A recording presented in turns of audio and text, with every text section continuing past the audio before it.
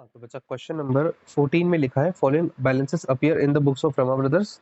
Machine account का balance है 80,000 और प्रोविजन फॉर डेप्रिसिएशन का है 36,000 1 अप्रैल 2016 का। अब समझना इस चीज को। यहाँ पर अपन दो अलग अलग अकाउंट्स बनाएंगे। एक तो बनाएंगे मशीन अकाउंट, वही same format, date particular amount, date particular और अमाउंट। यहाँ लिखूंगा मैं ऊपर मशीन अकाउंट। हाँ बेटा, हाँ मशीन अकाउंट। एलएफ नहीं बनाऊंगा मैं इसमें ना, जैसे अपन पहले बना रहे थे ना एलएफ वगैरह, वो नहीं बनाएंगे अपन। हाँ, ठीक है। मशीन अकाउंट आपके पास आ जाएगा। अब मशीन अकाउंट में डेबिट साइड में अपन ओपनिंग बैलेंस लिखेंगे। ये आपके पास जो क्वेश्चन में 80,000 का जो बैलेंस दिया हुआ है ना, ये डेबिट साइड में लिखा जाएगा टू बैलेंस बीडी लिख करके 1 अप्रैल 2016, अमाउंट 80,000। अब इसमें समझना क्या होगा, सिर्फ ज्यादा बड़ा नहीं अकाउंट बनेगा, केवल 1 ईयर का अकाउंट बनाना आपको। मैं इसके जस्ट नीचे प्रोविजन फॉर डेप्रिसिएशन अकाउंट बनाऊंगा। ठीक है, ऊपर वाला अगर आपको छुप भी जाए तो टेंशन नहीं लेना, मैं जो जो चीज पढ़ाऊंगा ना मैं आपको दिखाता रहूंगा। ये प्रोविजन फॉर डेप्रिसिएशन अकाउंट, जैसे अपन ने लास्ट क्लास में पढ़ा था कि जो भी जितना भी इस असेट के ऊपर डेप्रिसिएशन है वो सब इस अकाउंट में लगाते हैं। तो अब बेटा इसका इसका बैलेंस का मतलब समझना। ये जो 36,000 रुपीज का प्रोविजन फॉर डेप्रिसिएशन का बैलेंस दिया हुआ है ना, इसका मतलब क्या, ये जो मशीन है ना 80,000 की, इस पे आज तक की डेट का 36,000 का डेप्रिसिएशन लग चुका है। मुझे नहीं पता कब खरीदी, क्वेश्चन ने इन्फॉर्मेशन नहीं दी कि कब खरीदी, ठीक है, लेकिन इस असेट पे आज तक 36,000 का डेप्रिसिएशन लग चुका है। मतलब 80 में से 36 की मैं यूज कर चुका हूँ आसान भाषा में। ठीक है, अब करना क्या अपने को, अब आपको क्वेश्चन नीचे कहता है on 1 April 2016 they decide to sell a machine for 8700। इन्होंने डिसाइड किया कि अपनी एक मशीन बेचेंगे 8700 में। This machine was purchase for 16,000 इन अप्रैल 2012। ये मशीन हमने 16,000 रुपए में अप्रैल 12 में खरीदी थी। अब समझो, इस 80,000 वाली मशीन के दो टुकड़े होंगे, एक तो आएंगे 16,000 और बाकी कितना बचेगा इसमें से लेस कर देंगे 64,000। दो टुकड़े हो गए इस मशीन के।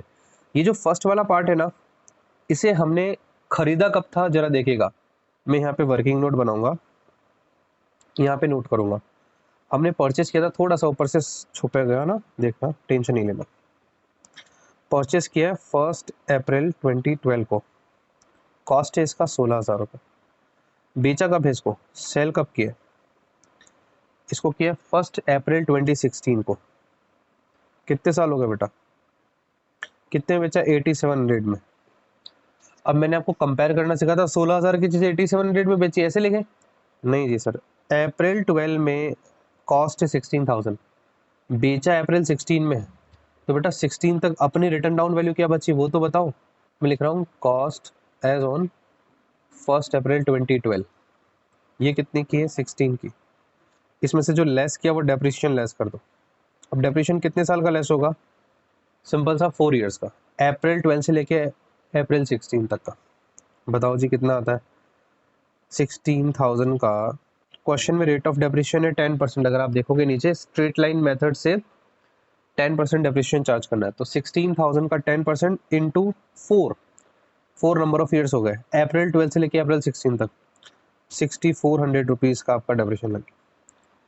साल बताऊंगा कैसे लगे बेटा, अप्रैल 12 से लेके मार्च 13, अप्रैल 13 से लेके मार्च 14, और अप्रैल 14 से लेके मार्च 15, और अप्रैल 15 से लेके मार्च 16, 4 ईयर होगा। ठीक है, ये 3 और ये 1 4, तो 4 ईयर।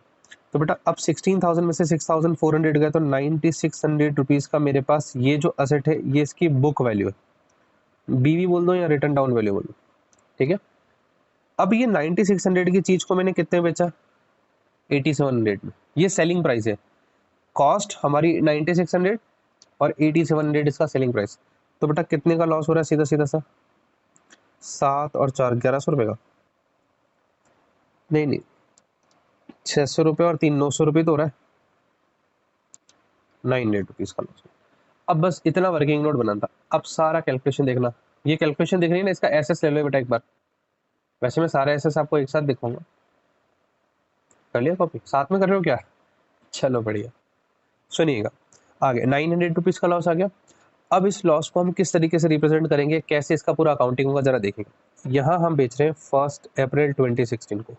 मशीन अकाउंट जो है यहाँ पे, ये जो मशीन अकाउंट, ठीक है, मशीन अकाउंट जो है ना अपना, उस मशीन अकाउंट को आपने कॉस्ट पे मेंटेन कर रखा है। क्या बोल रहा हूँ मैं? कॉस्ट पे। कॉस्ट बोले तो यहाँ इस मशीन अकाउंट में सिर्फ हमने कॉस्ट लिखी है। तो बेटा जब हम इसे सेल करेंगे ना, तो पूरा 16,000 की वैल्यू आनी चाहिए। तो बाय बैंक में तो हम लिखेंगे जिस प्राइस में बेचा 8700। यहाँ पे 1 अप्रैल 2016 को एक चीज और लिखेंगे, प्रोविजन फॉर डेप्रिसिएशन। याद आया इलस्ट्रेशन 10 में अपने किया था, जिस असेट को हमने बेचा उस असेट पे आज तक कितना डेप्रिसिएशन लगा वो सारा का सारा यहाँ। तो बेटा सारा का सारा डेप्रिसिएशन आपके पास 6400। आप देखो ये 6400, 6400 को मैंने यहाँ पे नोट कर लिया। ठीक है, अब आप यदि इसी डेट को by statement of P&L, loss कितना हुआ 900 रुपए का। अब अगर आप इन तीनों चीजों को काउंट करो ना, इस 8700, 6400 और 900 को, तो टोटल 16,000 होता है। तो 16,000 वाली एसेट बिक गई, ये 16,000 का सारा हिसाब किताब यहाँ गया। ये जो प्रोविजन फॉर डेप्रिसिएशन है, हाँ बेटा बोलो।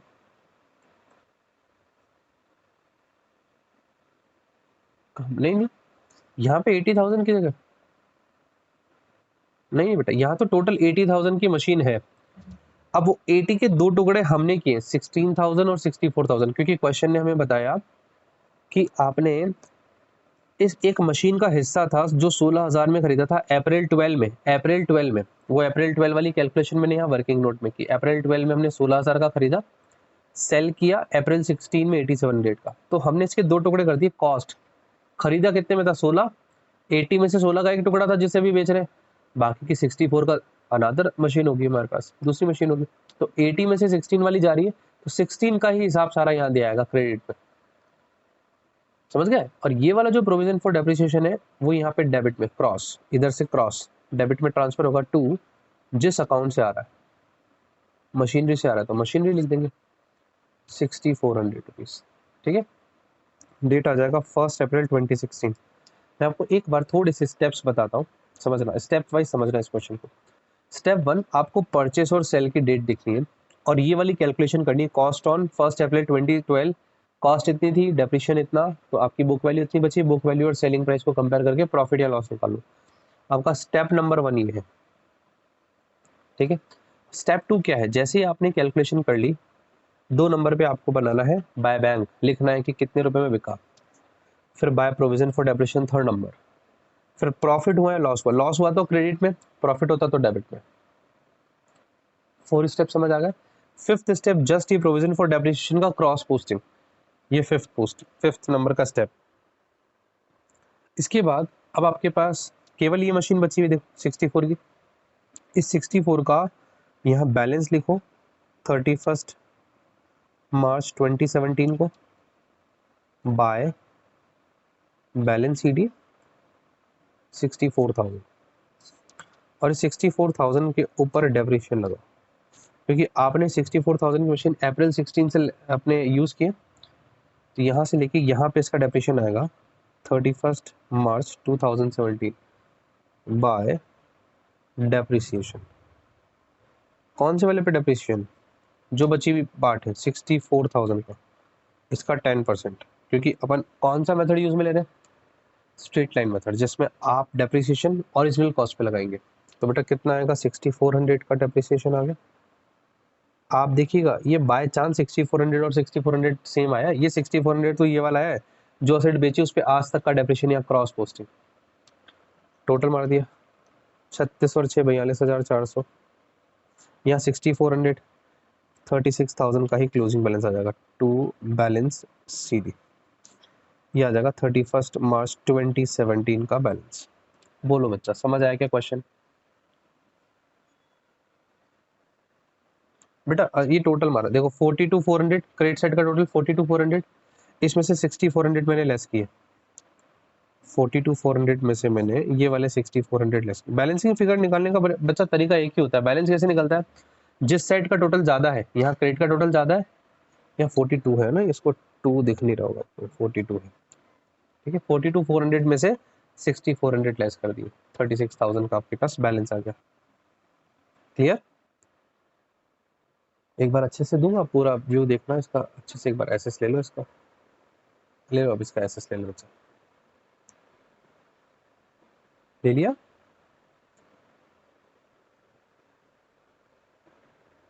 एसएस ले लिया बच्चा?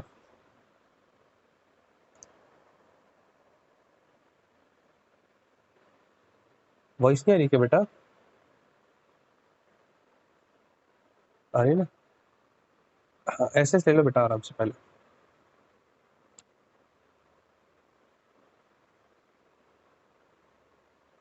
बेटा साइलेंट कर लेना प्रियंश, अपना फोन साइलेंट कर लो ना, बैकग्राउंड नॉइस आ रही है आपके घर की।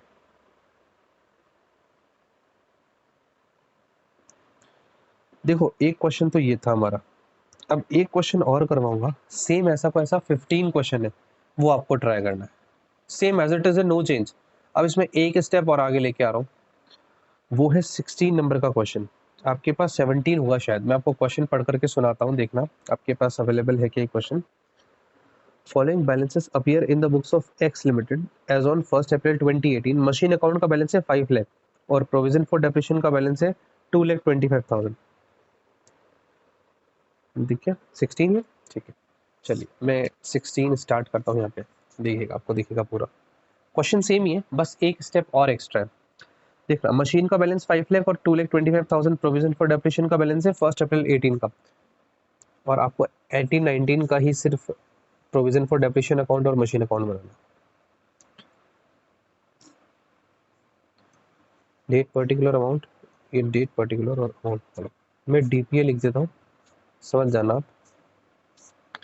यहाँ लिख रहे हैं मशीनरी अकाउंट, यहाँ पे बेटा आपका प्रोविजन फॉर डेप्रिसिएशन अकाउंट होगा।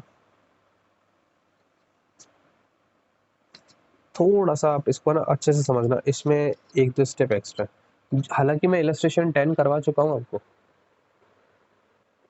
है ना, इलस्ट्रेशन 10 आपको याद होगा, उस इलस्ट्रेशन 10 जैसा ही कुछ है, डेट पर्टिकुलर अमाउंट और date particular amount. Opening balance आपके पास यहाँ लिख रहा है टू बैलेंस बीडी, जो मशीन का बैलेंस है 1 अप्रैल 2018, 5 लाख का, और 2,25,000 का बैलेंस दिया हुआ है मेरे पास यहाँ पे 1 अप्रैल 2018 का, बाय बैलेंस बीडी 2,25,000। बेटा अब इसका मतलब समझना क्या है, इस 5 लाख की असेट पे आज तक 2,25,000 का डेप्रिसिएशन लग चुका है, इसका मतलब ये मशीन 2,25,000 की यूज हो चुकी है। फिर आगे लिखा है the machine is depreciated at 10% per annum on fixed instalment method, fixed instalment नाम ओरिजिनल कॉस्ट का ही है।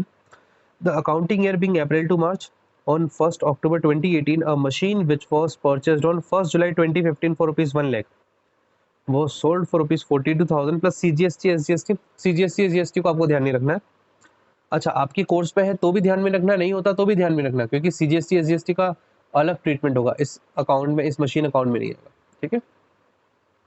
तो देखिएगा, आपने एक मशीन जैसे जुलाई 15 में आपने 1 लाख में खरीदा था, उसे आपने 42 में बेचा, सेम वही चीज, कहानी वही है। वर्किंग नोट में आपको कैलकुलेशन क्या करना है, आपने परचेस कब की उसकी डेट डालो, 1 जुलाई 2015, अच्छा कितने में खरीदी, 1 लाख की कॉस्ट थी, बेची कब, सेल लो 1 अक्टूबर 2018, ठीक है, अक्टूबर 2018 को बेचा आपने, बेचा है 42,000। डिफरेंस कुछ नहीं है, बस आपको लेना क्या है, कॉस्ट एज ऑन 1 जुलाई 2015 1 लाख, हाँ जी, हाँ हाँ हाँ लगेगा ना, पूरा लगेगा। आप समझ नहीं रहे हो, मेरी बात समझना, इस क्वेश्चन ने सिर्फ आपको क्या बोला है, 2018 और 19 का मशीन अकाउंट और प्रोविजन फॉर डेप्रिसिएशन अकाउंट में, सिर्फ 2018-19 का बोला। अगर आप पूरा क्वेश्चन देखेंगे नीचे तो ये बोलेगा prepare machine account and provision for depreciation account for the year ended 31 मार्च 2019।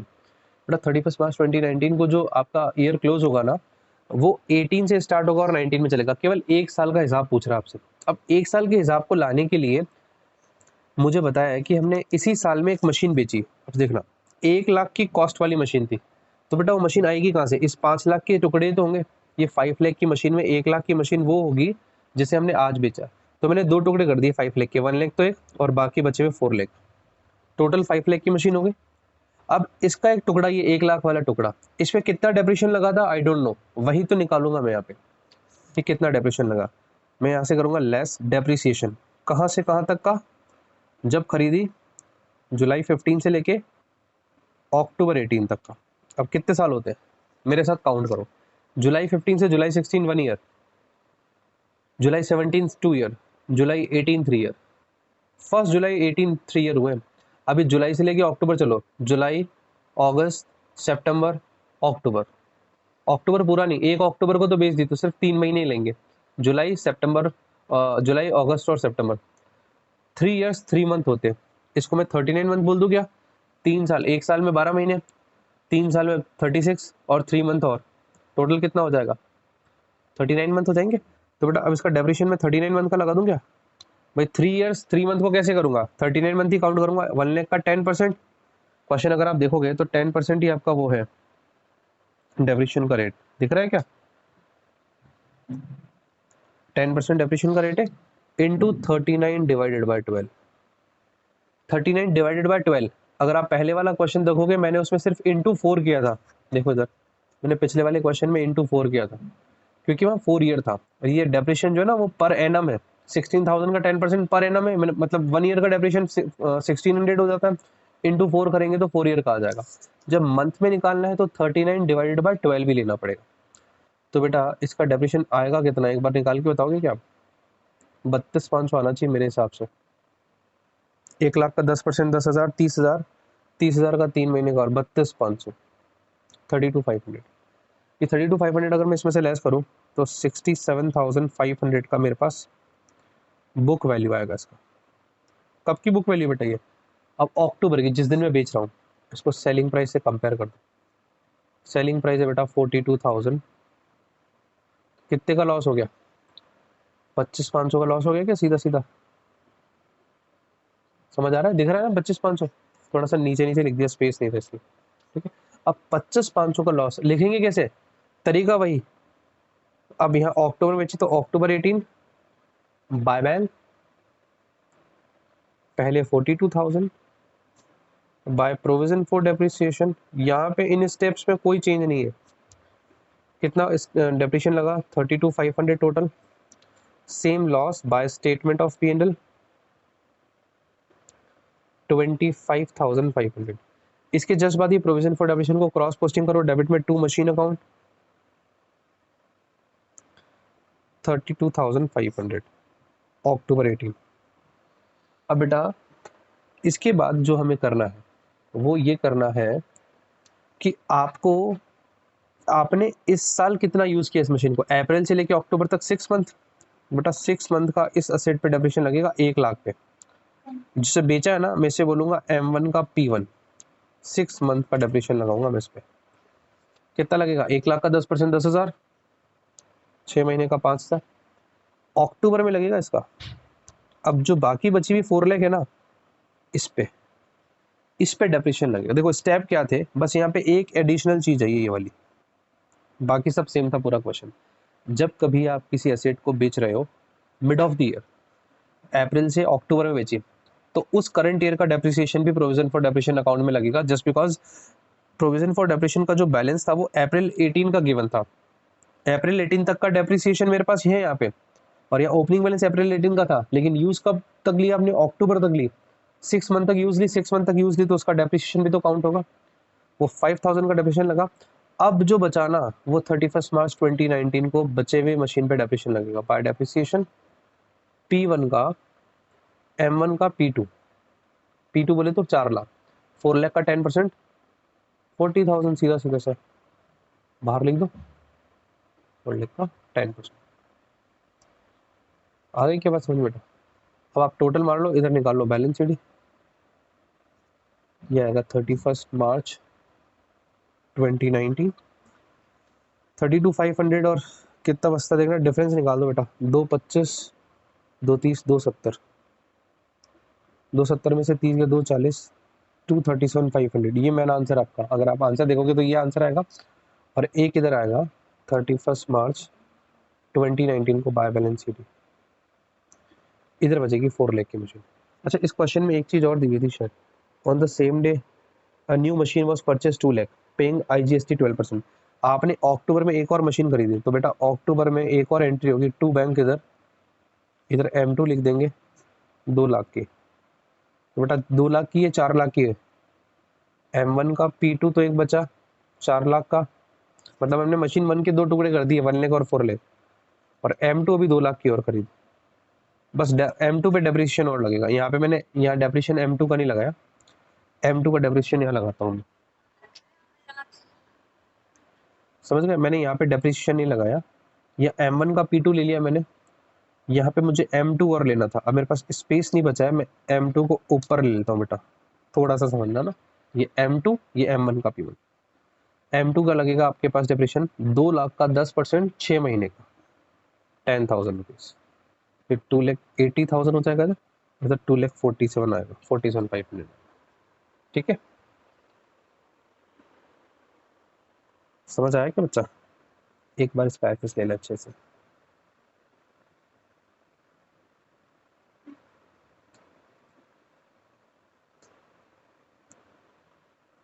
ले लिया? अब बेटा 2 क्वेश्चंस मेरे पास अभी ट्राई करो, आप बैठो अभी, मतलब मेरे साथ ही मैं ऑन ही हूँ। 17 क्वेश्चन करो, 15 तो हो जाएगा आपसे, 17 करो। इसके बाद वाला है आपके पास क्वेश्चन? हाँ,